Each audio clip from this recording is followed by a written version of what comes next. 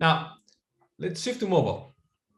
A few years ago, the prediction in the industry was that mobile would eat the world, and that has clearly happened as almost 50% of media spend now goes to mobile. What does that mean in terms of campaign effectiveness and how it's measured? Well, one important thing to consider is that mobile has its own rules. It's not just digital on a smaller screen. Mobile has introduced a number of, let's call them high velocity environments. We all do this in our mobile phones because there's feed-based environment, and the idea here is that interactions with content are much faster than in other screens. For example, think of the social media feeds, right? That you do this or you do this, and a typical concern that we hear a lot of times from marketers is that people just don't spend enough time with ads, right? In other words, because people scroll fast, there's no attention, or at least not enough attention when counted in the number of seconds that people spend on ads, right? Now, is that a problem? Well, actually, maybe not, according to some scientific research. Now, MMA Global conducted a very large neuroscience study in 2019 on this exact topic. And one of the most important findings that we uncovered was that attention and cognition of advertising are very, very different in a mobile environment versus a desktop environment, for instance. The graph on the left shows eye tracking results from that study. The main finding here, if you see the two lines, one for mobile and one for desktop, is that mobile ads are much more likely to be seen earlier. The horizontal axis here is its time, and it starts from like 200 milliseconds all the way to 3,000 milliseconds, which is like 3 seconds. So mobile ads, again, are much more likely to be seen earlier compared to ads that appear on a desktop screen. And that's partly because of the way that they appear on the screen and how much relative real estate they take on a screen. The graph on the right takes that one level deeper and shows that the human brain is much more likely to also cognitively process an ad in mobile versus desktop. And that most ads actually can be cognitively recognized after being on the screen for only like not even a second, right?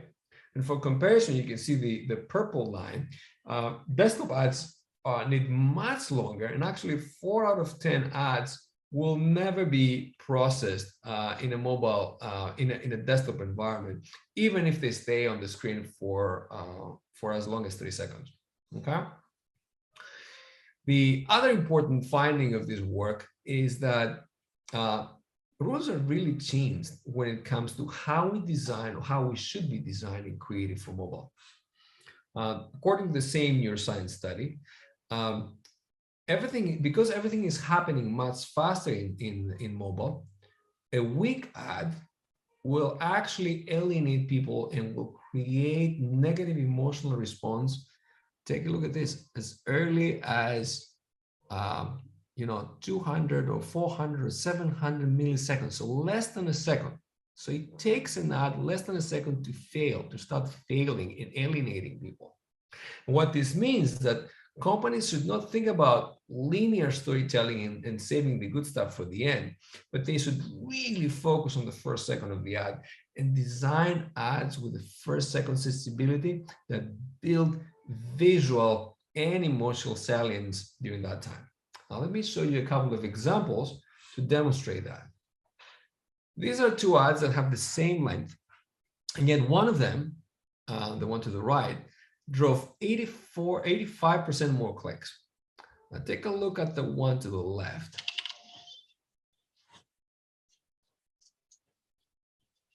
Okay. And take a look at the one to the right. Right? The only difference is the embellishments that were added based on the insight that I mentioned earlier. In other words, they need to drive more visual and emotional salience, especially in the first second. Now, here's another example that I want to show you.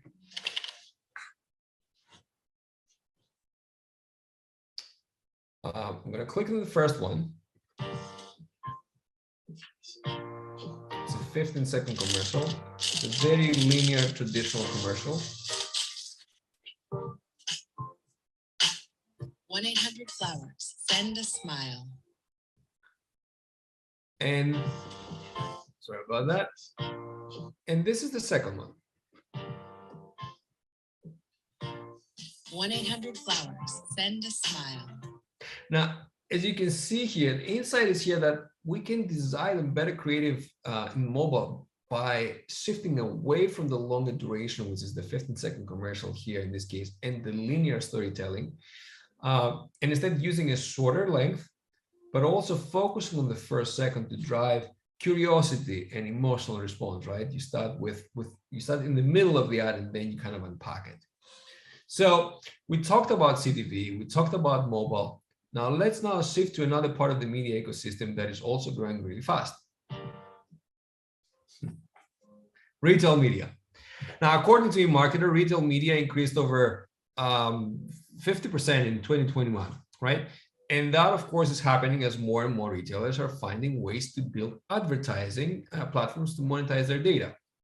Now, all started about probably a decade ago when Amazon, kind of started this trend, and then many other retailers followed across the entire retail landscape. So not just groceries, but other kind of types of retail. Initially by forming partnerships with other third-party entities, and eventually by launching their own media platforms, right? Now, while retail media may be more relevant to some of you working for specific companies, like specifically CPG, there are important implications for campaign effectiveness and measurement that I think are transferable, and we have to kind of take a quick moment and discuss them.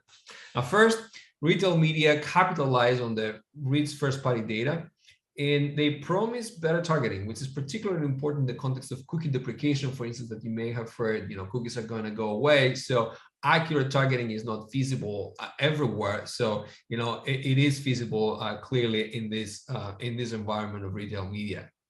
Second, because they, retail media and media networks have immediate access to conversion data.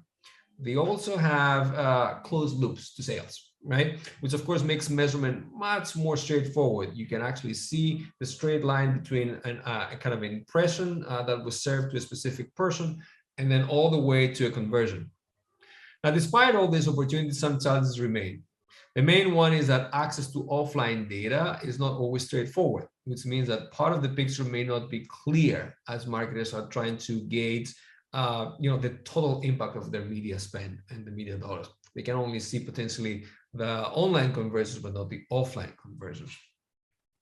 The bigger question, of course, is about the future of retail media and whether these will also kind of become and remain walled gardens. And that's kind of a term that I'm sure you've heard.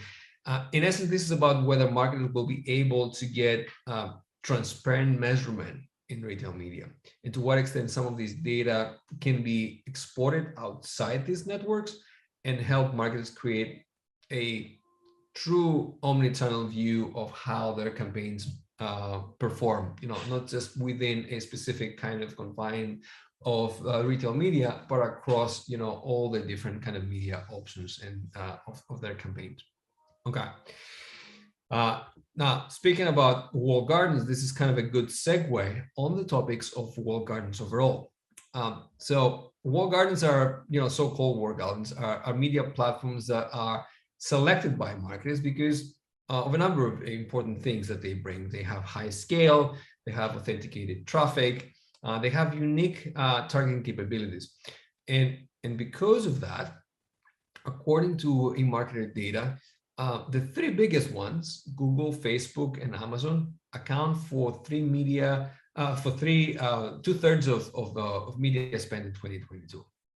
So what does that mean then? What are the trade-offs that marketers need to kind of think when they're thinking about how they plan their campaigns and how they measure their campaigns in walled gardens? Now, on the one hand, walled gardens are very rich on first-party data. And they have developed, like we said before, some of the most sophisticated effectiveness measurement capabilities. They can run randomized controlled tests. They have very, very sophisticated teams of data scientists, and they have very, very sophisticated measurement capabilities. On the other hand, of course, working with a walled garden means that, you know, you usually get less access to individual level data, right?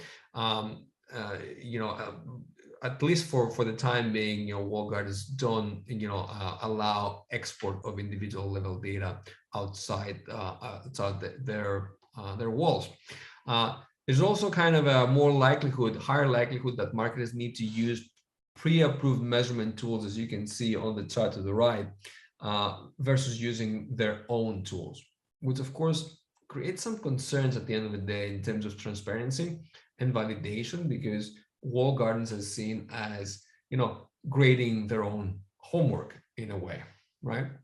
So again, as we're thinking about campaign effectiveness measurement, you know, in theory, you're getting better, more effective campaigns, but you have to trust the media platform and the walled garden in this case, a lot of times with you know, giving you the results in terms of how these campaigns worked.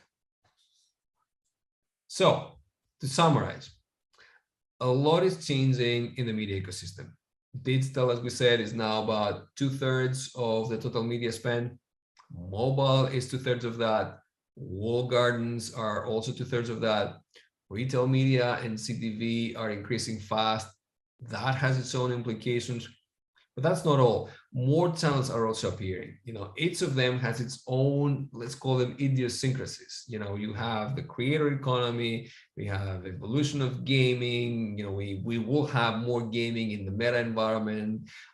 You know, we have audio and podcasts, we have digital outdoor and in-store media. The critical thing to remember is that success is defined and measured in a very different way in each one of these channels, right?